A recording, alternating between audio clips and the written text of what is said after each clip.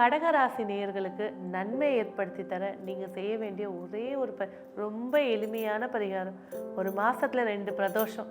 பிரதோஷத்தன்னைக்கு சிவன் முன்னாடி போய் உட்காந்துங்க. அதுலேயும் அந்த சந்தி வேலை சொல்லக்கூடிய பிரதோஷ வேலையில் அந்த சிவனுக்கு அபிஷேகங்கள் செய்வாங்க.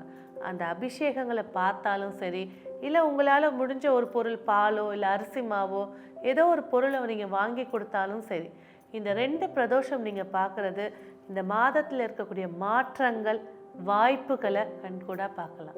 சரி, இது எங்களால் போக முடியல, ஒரு பெண்ணாக இருக்காங்க, பீரியட்ஸ் ஆகிடுச்சு, அந்த நேரத்துக்கு என்ன செய்கிறது அப்படின்னு கேட்கும்போது கண்டிப்பாக அந்த பிரதோஷ வேலையை மௌனம் காக்குங்க. மௌன விரதம் இன்னும் ஒரு 1.5 மணி நேரம் தானே, 4:30 to 6 மௌனம் இருங்க. மௌனம் இருக்கிறது மிகப்பெரிய ஒரு யோகத்தை ஏற்படுத்தி கொடுக்கும். சரி, கடகராசிக்கு இந்த ஆனி மாதம் மிகப்பெரிய ஒரு வளர்ச்சி ஏற்படுத்தி கொடுக்க என்னுடைய வாழ்த்துக்கள். நன்றி.